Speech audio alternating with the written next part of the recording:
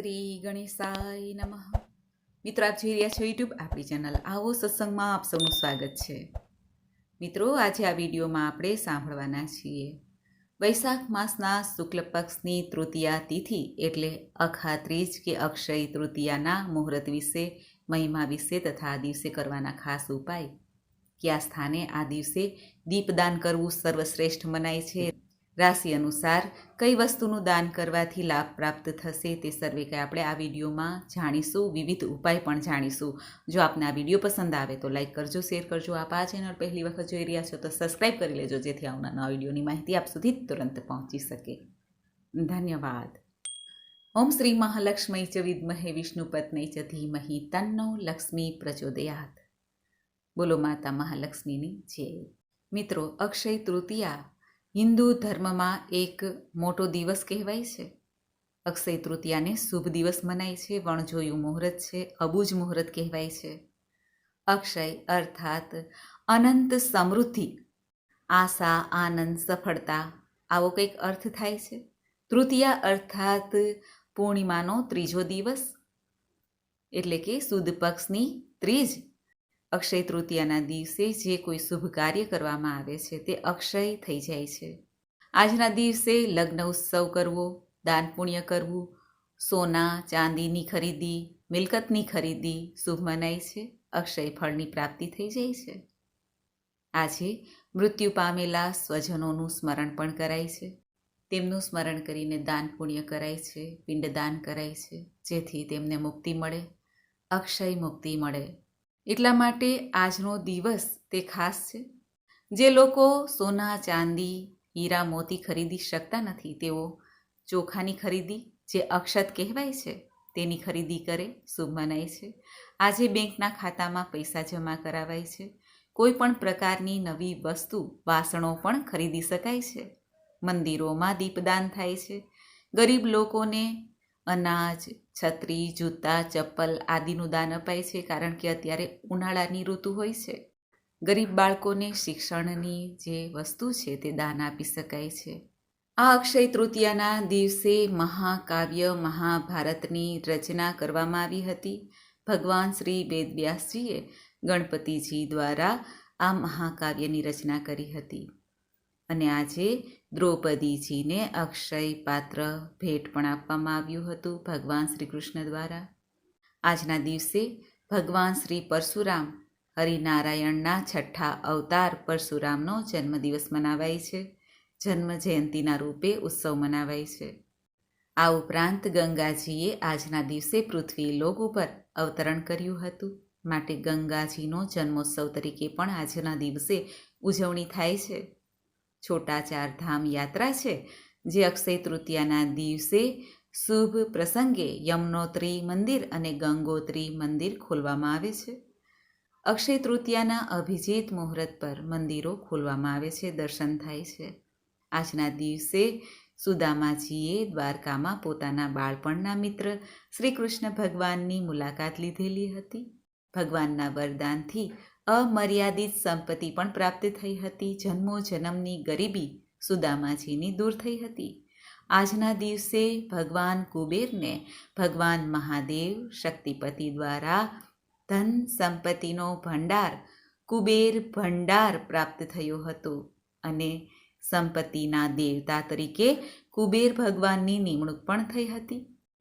આજનો દિવસ આપણા દેશમાં વિવિધ રીતે ઉજવાય છે.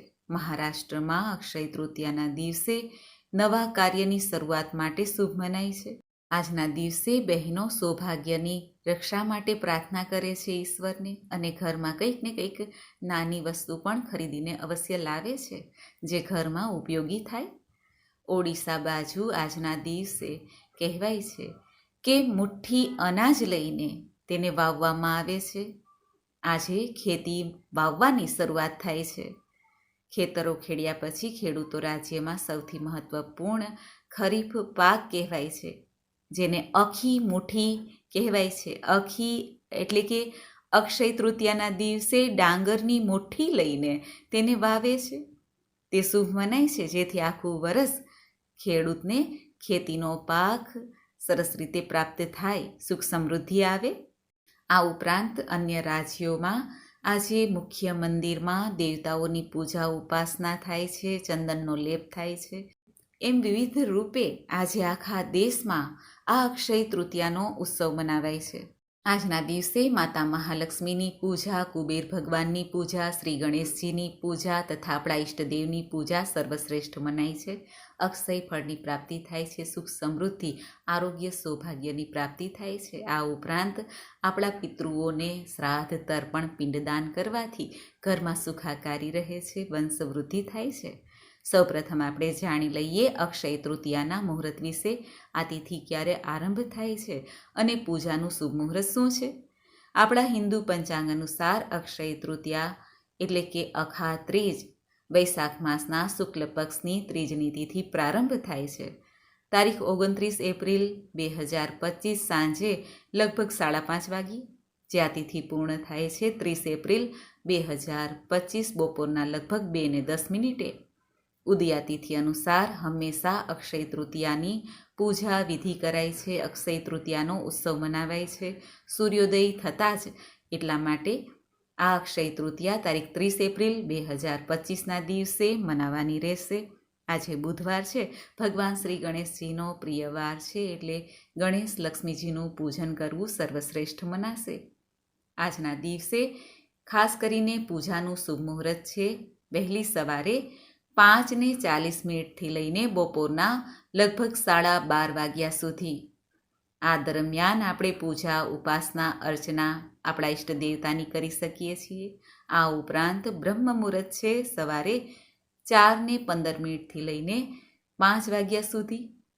અભિજીત મુહૂર્ત આજે છે નહીં, એટલે જે આપણે પૂજાનું મુહૂર્ત શુભ જોઘડિયામાં આખા દિવસમાં ક્યારેય પણ કરી શકીએ છીએ. ખરીદી આખો દિવસમાં ગમે ત્યારે કરી શકીએ છીએ. આમ તો આજે શુભ જોઘડિયા કે મુહૂર્ત જોવાતું નથી, પરંતુ છતાં પણ જે ભક્તો માનતા હોય તે આ મુહૂર્ત પ્રમાણે પૂજન વિધિ કરી શકે છે. આજે સૂર્યોદયથી લઈને સૂર્યાસ્ત સુધી કોઈ પણ ખરીદી કરી શકાય છે, પ્રસંગ કરી શકાય છે. સૂર્ય અસ્ત થાય પછી આપણે ઈશ્વરની આરાધના, પૂજા કરી શકીએ છીએ, જેથી જીવનમાં શુભ ફળની પ્રાપ્તિ થાય. હવે જાણી લઈએ અક્ષય તૃતીયાના દિવસે ઘરમાં કઈ કઈ જગ્યાએ દીપદાન કરવું સર્વશ્રેષ્ઠ મનાય છે. સૌપ્રથમ ઘરનો મુખ્ય દ્વાર છે ત્યાં દીપદાન કરવું જોઈએ, માતા મહાલક્ષ્મીનું સ્મરણ કરીને. ગાયના ઘીનો દીપક હોય તો વધુ ઉત્તમ, નહીંતર કોઈ પણ તેલનો દીપક કરી શકાય છે. સરસવનું તેલ છે, તલનું તેલ છે, સિંગ તેલ છે, કોપરેલ તેલ છે. આપણને જે ઠીક લાગે એ પ્રમાણે દીપદાન કરવું જોઈએ, એવા તેલનું અથવા ઘીનું. આ ઉપરાંત આપણા ઘરનું જે મંદિર છે, નાનકડું મંદિર આપણા ઈષ્ટ દેવતાનું હોય છે, કુળદેવીનું હોય છે, કુળદેવતાનું હોય છે, ત્યાં પણ દીપદાન કરવું જોઈએ. આપણા આરાધ્ય દેવને પ્રાર્થના કરવી જોઈએ, જેથી ઘરમાં સુખ શાંતિ જળવાઈ રહે. ધૂપ, દીપ, નૈવેદ્ય આદિથી ઈષ્ટદેવની સામે પ્રાર્થના કરવી જોઈએ, દક્ષિણા સમર્પિત કરવી જોઈએ. અક્ષય તૃતીયાને દિવસે કરેલી પ્રાર્થના આમ તો અક્ષય ફળ પ્રાપ્ત કરાવીને જાય છે, છતાં પણ આપણે જ્યારે આવતી અક્ષય તૃતીયા હોય ત્યારે ફરી આપણે આ પ્રાર્થના કરીએ છીએ. આજે તિજોરી જ્યાં રાખેલી છે, આપણે ધનનો સંગ્રહ જ્યાં કરતા હોઈએ છીએ, અથવા આપણું ધન જ્યાં રાખતા હોઈએ, જે જગ્યા હોય, જે સ્થાન હોય, ત્યાં પણ એક નાનકડો દીપક પ્રગટાવવો જોઈએ. પરંતુ દીપક પ્રગટાવતી વખતે ધ્યાન રાખવું કે કંઈ નુકસાની ન થાય. 1 જ મિનિટ માટે ભલે આપણે દીપક રાખીએ, ત્યારે ધ્યાન રાખીને પછી દીપક ત્યાંથી લઈ લેવો. આ શાસ્ત્ર વિધિ છે. માટે માતા મહાલક્ષ્મીનું આગમન આપણા ઘરમાં રહે. માતા મહાલક્ષ્મી કે જે અષ્ટ સ્વરૂપા દેવી છે, જે ધન, વૈભવ, આરોગ્ય, સૌભાગ્ય, સંતાન સુખ તથા જીવનમાં વૃદ્ધિ, પુષ્ટિ, અન્ન આદિ જે પોષણ કરે છે, તેને જ આપણે માતા મહાલક્ષ્મીના રૂપમાં, અષ્ટલક્ષ્મીના રૂપમાં પૂજીએ છીએ. માટે આજે માતા મહાલક્ષ્મીનું આ રીતે આગમન થાય ઘરમાં, એટલા માટે આપણે સ્મરણ કરીએ છીએ, પૂજન કરીએ છીએ. પરંતુ દીપક પ્રગટાવ્યા પહેલાં એ વાતનું ધ્યાન રાખવું કે ઘરની સાફ સફાઈ અવશ્ય કરવી. દીપક પ્રગટાવીએ ત્યારે માતા મહાલક્ષ્મીના મંત્ર જાપ કરી શકાય છે, અથવા માતા મહાલક્ષ્મીના નામનું સ્મરણ કરી શકાય છે. મંત્ર છે ઓમ શ્રીમ શ્રીમ મહાલક્ષ્મયે નમઃ, અથવા તો શ્રી ગણેશજીનું નામ કે શ્રી કુબેરજીનું નામ પણ લઈ શકાય છે, મંત્ર જાપ કરી શકાય છે. આ ઉપરાંત આપણે જે માટલું રાખેલું છે, જળનું માટલું હોય છે, આરો હોય છે, ત્યાં પણ એક દીપક પ્રગટાવવો જોઈએ.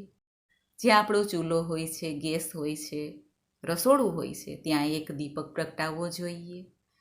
તુલસી ક્યારે એક દીપક પ્રગટાવવો જોઈએ. ત્યારબાદ જ્યારે આપણે ઘરની બહાર મંદિરે જઈએ ત્યાં મંદિરોમાં પણ દીપક પ્રગટાવવો જોઈએ અને પીપળાના વૃક્ષ નીચે પણ દીપક પ્રગટાવવો જોઈએ. આમ ઘરની અંદર અને ઘરની બહાર આ રીતે દીપક પ્રગટાવવાથી ઘરમાં જીવનમાં ઉજાસ આવે છે, પ્રકાશ આવે છે, અજ્ઞાનના અંધકાર દૂર થાય છે. દીપક તે જ્ઞાનના પ્રકાશરૂપ કહેવાય છે અને આપણા કર્મના સાક્ષી પણ કહેવાય છે.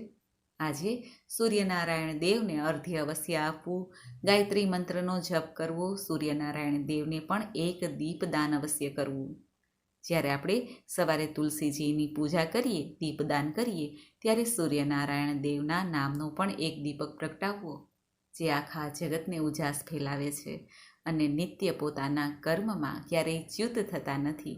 માટે આપણે પણ આપણી ફરજ સારી રીતે બજાવીએ એ માટે ભગવાન સૂર્યનારાયણ દેવની ઉપાસના કરીએ છીએ.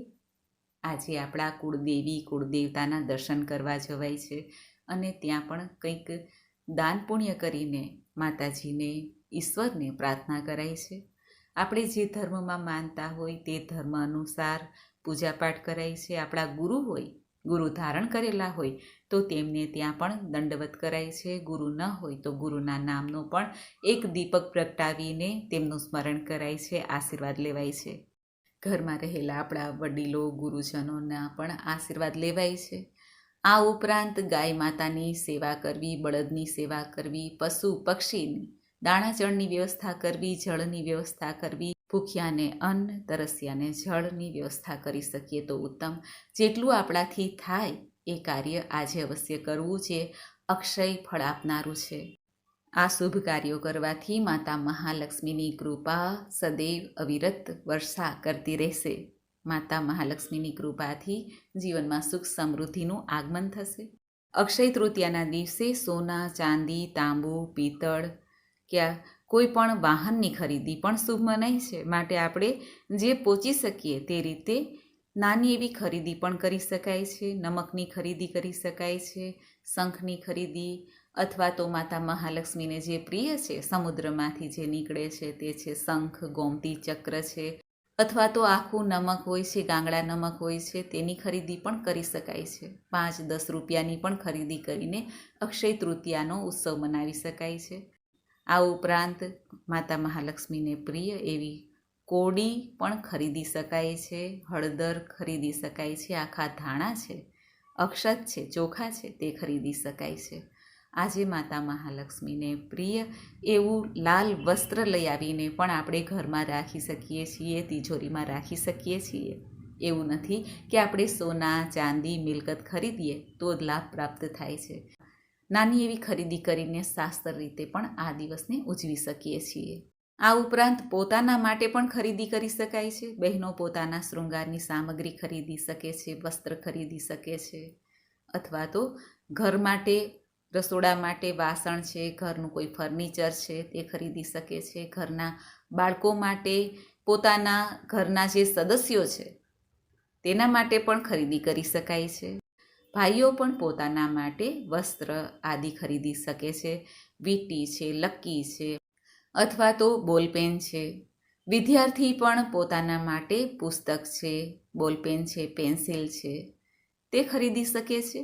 નાના બાળકો માટે પણ રમકડા ખરીદી શકાય છે, જેથી તેઓ પણ આનંદિત રહે. આ રીતે અક્ષય તૃતીયાનો ઉત્સવ આપણે કોઈને કોઈ રીતે મનાવીએ છીએ.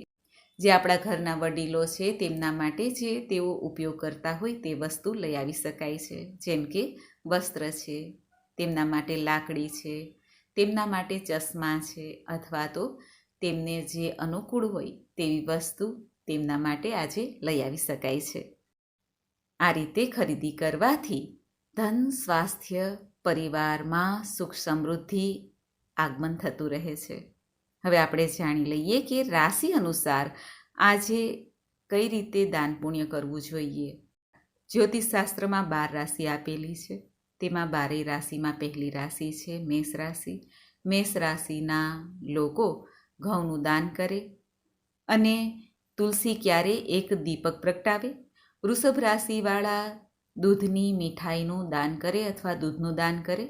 મિથુન રાશિવાળા મગની દાળનું દાન કરે. કર્ક રાશિવાળા જળથી ભરેલો ઘડાનું દાન કરે, સાથે ગોળનું પણ દાન કરે તો ઉત્તમ. સિંહ રાશિવાળા જરૂરિયાતમંદને છત્રીનું દાન કરે તો ઉત્તમ છે. અત્યારે ઉનાળાની ઋતુ છે તો છત્રી જે તાપથી રક્ષા કરે છે તે દાન ઉત્તમ છે. કન્યા રાશિવાળા જરૂરિયાતમંદને અથવા બ્રાહ્મણોને ખીરનું ભોજન કરાવે અથવા ચોખાનું દાન કરે, દૂધનું દાન કરે, મગનું પણ દાન કરી શકે છે. તુલા રાશિવાળા આજે જૂતા ચપ્પલ જરૂરિયાતમંદને દાન કરે. વૃશ્ચિક રાશિવાળા આજે ધનના દેવતા કુબેરજીની પૂજા કરે અને કેળાનું દાન કરે. ધનુ રાશિવાળા આજે કાળા ચણાનું દાન કરે અથવા ડાળિયાનું દાન કરી શકે છે, સાથે ગોળનું દાન પણ કરાય છે. તે પ્રસાદી રૂપે પણ કરી શકાય છે શ્રી હનુમાનજીના મંદિરમાં જઈને. મકર રાશિવાળા આજે જળથી ભરેલો કુંભ દાન કરે. કુંભ રાશિવાળા આજે સત્તુ અને ગોળનું દાન કરે અથવા શેકેલા ચણાનું પણ દાન કરી શકે છે. મીન રાશિવાળા આજે ચણા ગોળનું દાન કરે, ઉત્તમ મનાય છે. ગુરુ ગ્રહ શુભ પરિણામ આપે છે. આ રીતે 12 રાશિવાળા જાતકો વિવિધ રીતે પોતાની રીતે પણ દાન કરી શકે છે. આ માત્ર જાણકારી માટે છે. બાકી જે આપણને યોગ્ય લાગે તે રીતે દાન કરવું સર્વશ્રેષ્ઠ મનાય છે. મિત્રો, મને આશા છે કે આપને આ વિડીયો જરૂર પસંદ આવ્યો હશે. આજે શ્રી શંકરાચાર્ય દ્વારા કનકધારા સ્તોત્રની રચના થઈ હતી, એટલા માટે માતા મહાલક્ષ્મીનું પૂજન કરીને કનકધારા સ્તોત્રનો પાઠ કરવો પણ ઉત્તમ મનાય છે. આ ઉપરાંત ભગવાન કુબેર સહિત લક્ષ્મીજીનો મંત્ર જાપ કરવો પણ ઉત્તમ મનાય છે. ઓમ રીમ શ્રીમ ક્રીમ શ્રીમ કુબેરાય અષ્ટલક્ષ્મી મમ ગૃહે ધનમ પુરય પુરય નમઃ. આ ઉપરાંત આ મંત્રનો જપ થાય છે ઓમ શ્રીમ મહાલક્ષ્મી ચ વિદ્મહે વિષ્ણુપત્નૈ ચ ધીમહિ તન્નો લક્ષ્મી પ્રચોદયાત. મિત્રો, મને સાંભળવા માટે ધન્યવાદ. આપ સૌને મારા જય શ્રી કૃષ્ણ.